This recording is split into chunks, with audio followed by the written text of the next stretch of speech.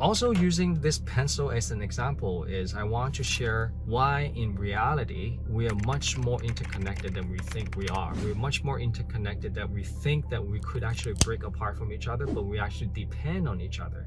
No matter how we think we can separate each other, there will always be a left and right.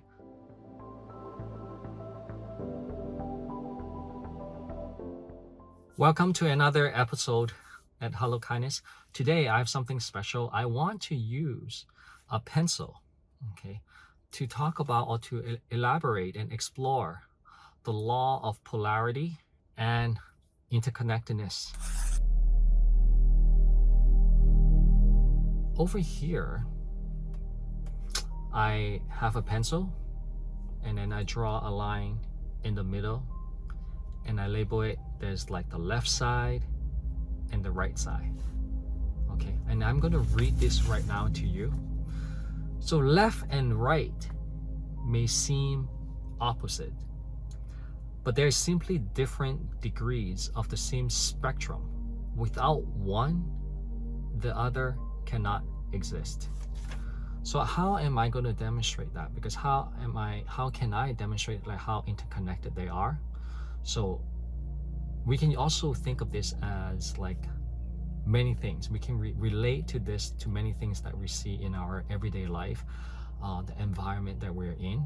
So let's say if I want to break this, okay, imagine like just our government structure. There's like the left side and the right side, and at times we might think that they don't really like each other and just make believe that they just want their own side. Okay, the left side only want themselves and the right side only want themselves, and they want to eliminate each other. They don't want to communicate, they don't want to listen. Okay, I'm just using this as an example. And if I break this apart right in the middle, okay, so to emphasize like how really interconnected we are, okay, when we think that okay, now the left side just remains itself or the right side just remains itself, what happens to the broken side? So we think that the broken side is going to be the right side. No, it's not. When you look this as a whole, I'm going to use an example of a shorter pencil.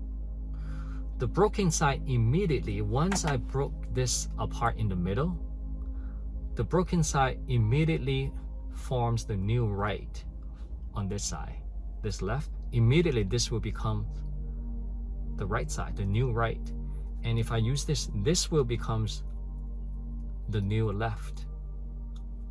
So basically we just have a shorter pencil, okay? Because one without the other cannot exist. So just to emphasize like how interconnected we are in everything that we can relate to. This is the law of polarity, the opposite side. We all is on the same spectrum. Like left and right is on the same spectrum, but just varying in different degrees. And there are so many other examples that we experience, and we can, if we do pay attention, we can observe this principle, the law of polarity and interconnectedness in our everyday life. And I have a few other examples. For example, love and hate. Love and hate are both intense emotions. They are not truly opposites, but varying degrees of passion. And I remember one time when I was listening to a podcast, there was an interviewee, I forgot his name, but he was sharing that he had a friend. Something happened that they were once a very close friend, and something happened to them, and then they became not friends anymore. Maybe even hold grudges and hate and animosity about each other. Basically, there's no contact. Okay, so each one of them had their own life to go on. And after so many years, I think the interviewee gone through his own journey in life, and then he was just like gardening outside one day in his yard, and then all of a sudden he thought about this friend, And then he finally realized he held no more grudges or hate anymore. And at that moment, he just felt that all he can remember were all the happy times that they had. And then he felt that he wanted to pray and gave the best wishes. It doesn't mean that they are going to be like best buddies again, like going out and have fun and like that. But at that moment, internally, he realized that there's so much love that he had for his friend. There's no hate anymore. And in that example, we can see how love and hate, it's just a very fine line. These emotions belong in the same spectrum. And that if we understand, and then if we be reflective on ourselves, we can learn about what it truly represents. That's how I think. How we can live with our own choices. Another example is wisdom and ignorance, and I'm going to read this to you. Wisdom is not a separate quality from ignorance. It's actually the understanding and awareness gained through overcoming our ignorance. Just when we think about, like right here, using back our pencil, if we really think that we can separate the left side and the right side, that's a sense of ignorance on our own part. Because with the example that when I broke it, basically the shorter version of the pencil will still have a left side and the right side. So if we are willing to open ourselves up to learn, to really embrace this wisdom and this teaching, so that we can see things as more complete, then we are in the process of overcoming our collective ignorance. Okay, and I feel like our opportunities as part of our evolution's process is to, what I call it, the collective rise of consciousness, like moving away slowly but surely from ignorance to become more wise. Also, using this pencil as an example, is I want to share why we are so interconnected. Why in reality we are much more interconnected than we think we are. We're much more interconnected than we think that we could actually break apart from each other, but we actually depend on each other. Because it's like a pencil, okay?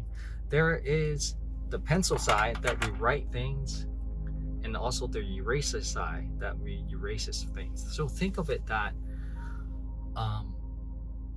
the writing can help us to write.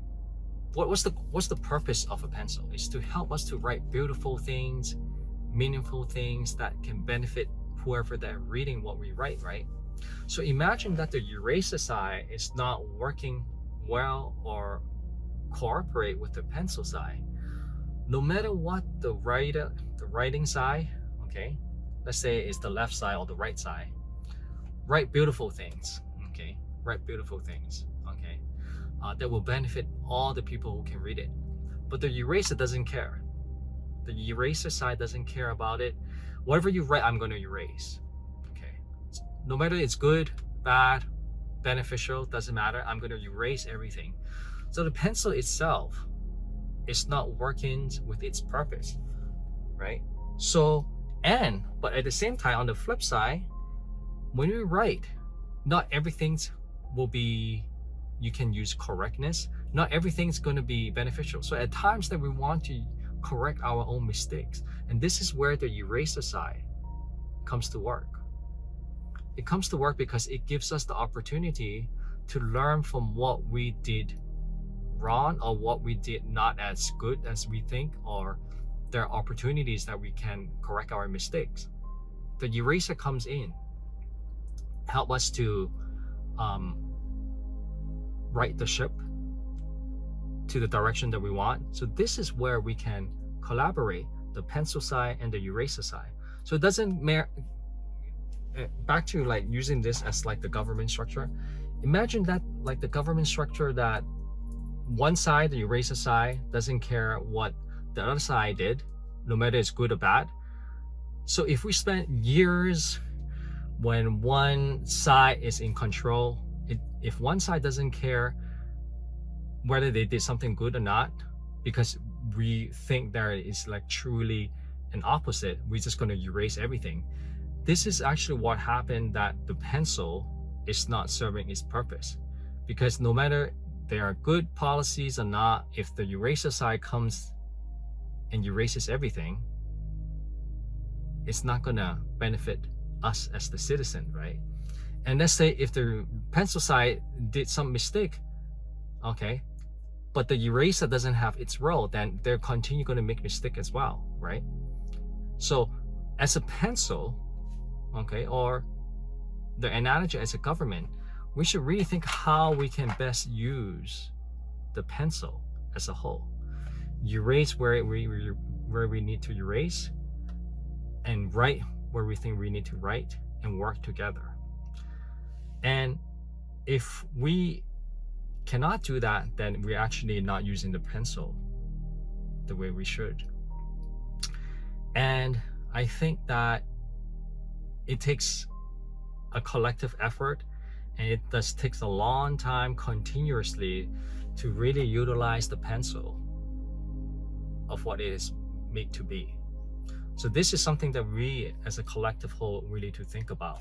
No matter how we think we can separate each other, how we can separate each other, left side and right side, in the end, when we break it, there will always be a left and right. So if we're wise, if we want to learn from our experience and move away from our own collective ignorance to become more wise, then we should really consider learning how to use the pencil. Don't you agree? And there's so many things that we can see, a lot of opposites or polarity in our life. Light and darkness, as in another example, light and darkness is also on the same spectrum, but it's just a varying degree. When it's complete darkness, it just means there's no light at that time. And when it becomes a little brighter is when the degrees starts to shift, where we can see a little bit more light.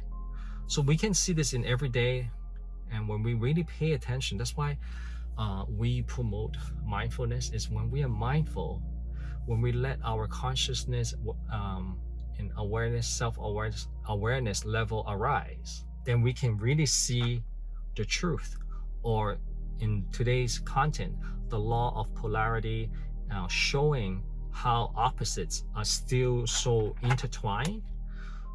So the better we understand this, the better we remove, or at least reduce, our own collective ignorance. And as we become more mindful, as we understand this principle of polarity, I really think it will really helps a lot. Because think about it, when we understand like how intertwined we are, next time, hopefully when we are in a conversation or even in an argument, from the left side and the right side, if we at that moment we are mindful and understand this principle, we may be able to allow ourselves to slow down and listen. Because sometimes in communications and conversations, the essence is in the silence, is between the words. I think the silence is the time that you are able to convey that you're listening, and then you're paying respect to the other side who is trying to communicate with you. And through this silence, through this energy exchange that becomes more positive, then I think that will plant the seed for more better and positive progress. So the magic sometimes is within the silence, but are we able to really notice that by realizing this principle of polarity and how intertwined we are?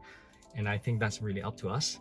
So thank you again for spending some time with me today watching this content. I hope you like it. Thank you very much. Have a nice day. At Hello Kindness, our purpose is very simple. We want to share more kindness and mindfulness material to the world. To support us, I simply ask, if you find any value at all, please subscribe to our YouTube channel. This will mean the world to us. Thank you.